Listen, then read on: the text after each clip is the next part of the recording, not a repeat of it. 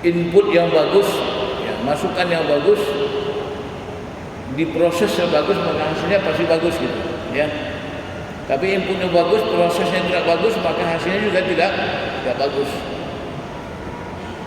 Begitu juga kalau inputnya kurang bagus, tapi prosesnya juga tidak bagus, maka hasilnya juga tidak maksimal. Jadi ada beberapa hal yang perlu kita lakukan dalam rangka mencapai output yang bagus. Hasil yang bagus itu adalah inputnya apa? Inputnya pertama iman. Nah, iman ini merupakan faktor penting. Karena kalau imannya tidak bagus, tidak kuat, sebagus apapun prosesnya nanti, maka hasilnya juga tidak bagus. Jadi iman itu adalah iman yang bebas daripada segala macam bentuk kemusyrikan. Iman yang tauhid, akidah yang benar. Nah, iman yang benar itu nanti akan menghantarkan kita meraih apa sebutnya ikhlas. Ikhlas itu merupakan syarat utama untuk mendapatkan hasil yang baik daripada ibadah. Ibadah yang tidak dilandasi ikhlas, maka hasilnya akan jadi habaan manthura. Jadi abu yang berterbangan. Jadi iman, ikhlas dan ilmu. Iman, ikhlas dan ilmu. Nah, tiga masukan ini diproses dalam ibadah. Ibadah itu sebuah bentuk, ya, upaya kita yang kita lakukan dalam rangka melaksanakan segala perintah Allah SWT. Ibadah itu ada dua bentuk, ada ibadah mahdhah, ada ibadah ammah. Ibadah mahdhah itu apa? Ibadah mahdhah itu adalah semua ibadah yang kita kerjakan dalam rangka ta'abbudi, mematuhi perintah Allah SWT, dalam rangka hubungan kita kepada Allah SWT. Seperti apa? Salat, puasa, zakat, haji, berdoa, zikir, tahlil, semua itu bentuk ibadah mahdhah. Ya, ibadah mahdhah itu ada ketentuan-ketentuannya, hayatnya, juz'iyatnya, kaifiyatnya, kondisi-kondisinya, bagian-bagiannya, cara-caranya muta'ayyanah, ditentukan, maksusah, dikhususkan, tidak boleh dibuat sembarangan, semaunya kita. Tidak ada inovasi dalam soal ibadah mahdhah. Ya, ibadah mahdhah ini kita fikirkan ini bagaimana yang bagus nih, sebaiknya begini, siapa begini, tidak boleh. Dalam ibadah mahdhah seperti sholat, tidak boleh kita berinovasi, tidak boleh ada kreasi baru. Misalnya kita buat satu model, satu bentuk yang kemudian kita fikir itu bagus, tidak boleh. Dalam soal ibadah mahdhah itu kita sifatnya adalah ta'abbudi. Ta'abbudi itu artinya apa? Kita tinggal melaksanakan apa yang sudah ditetapkan oleh Allah dan Rasulnya. Nah, itu prosesnya itu.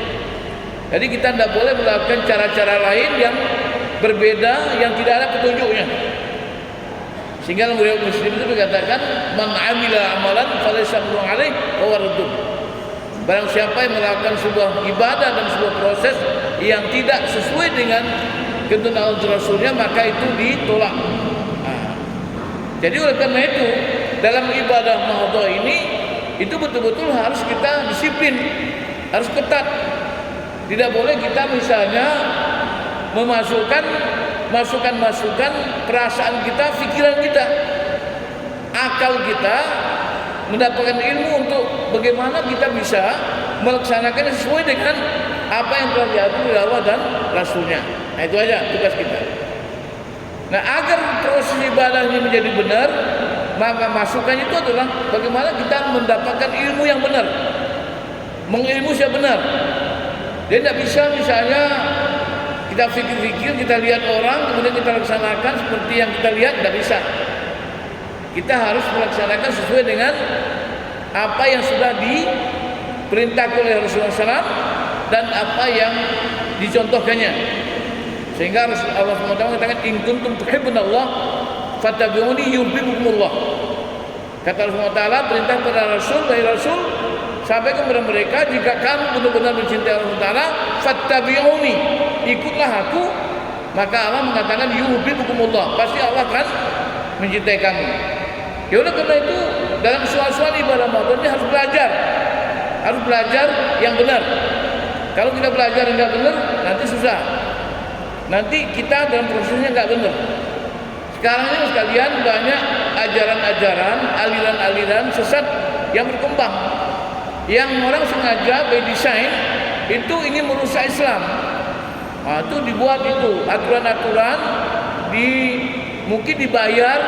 Ada orang-orang yang sengaja merekrut pengikut-pengikut yang rata-rata mereka yang tidak mengerti.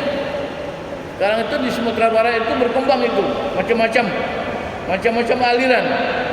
Ada aliran namanya agama Muslim, bukan agama Islam. Mereka itu tak ngaku Muhammad, mereka juga ngaku Nabi Ibrahim. Ya, mereka itu tidak menerima ajaran Islam ini sudah apa? Mereka nama agama Muslim, agamanya Muslim tapi ajarannya tidak Islam. Muhammad ditolak. Akhirnya dia buatlah aturan-aturan ibadah. Dan mereka tidak mau sholat, yang penting zikir. Ya, sholat tak perlu. Kenapa? Karena sholat itu adalah untuk zikir.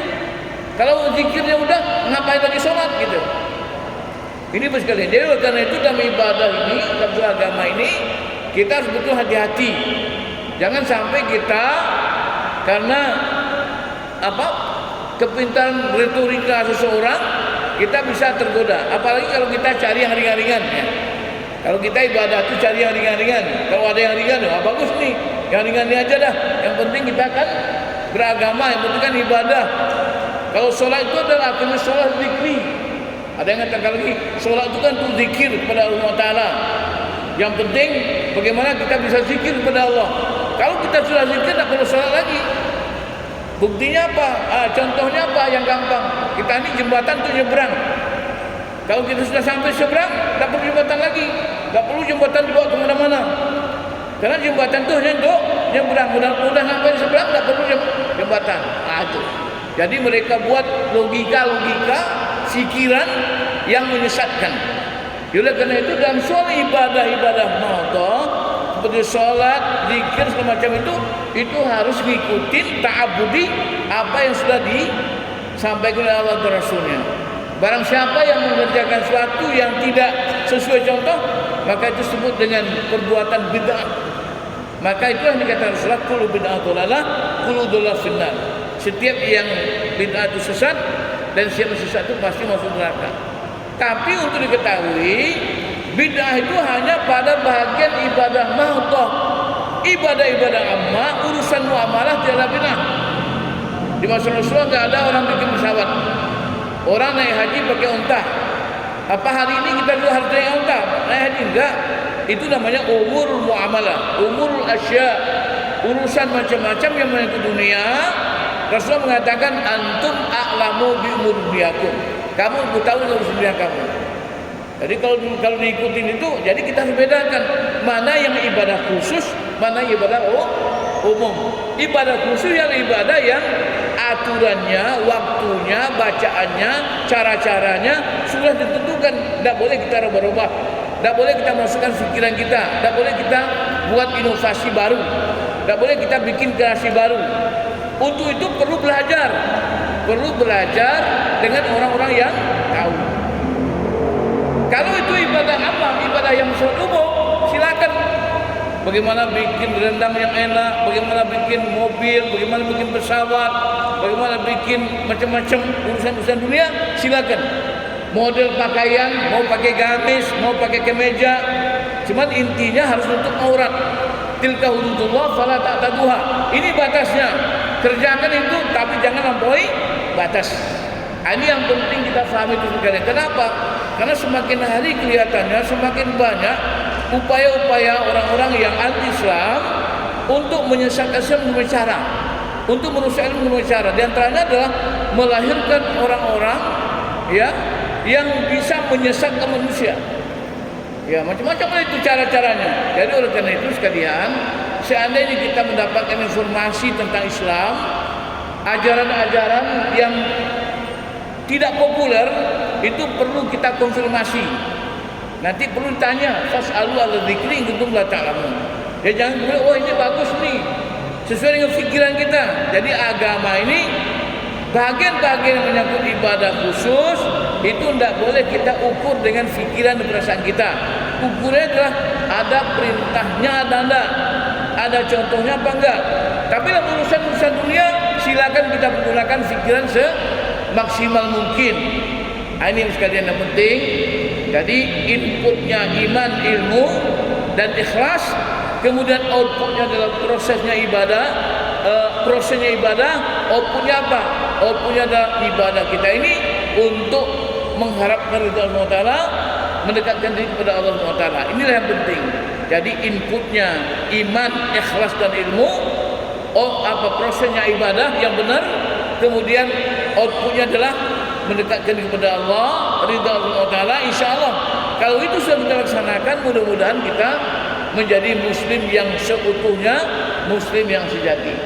Saya pikir demikian saudara sekalian, dalam rangka mengingatkan kita, mengulang-ulang pengajian agar kita tetap berada pada jalan lurus, jalan yang benar, dan kita tidak mudah terperosok kepada cara-cara atau fikiran-fikiran atau ajakan-ajakan yang tidak sesuai dengan prinsip-prinsip ajaran Islam.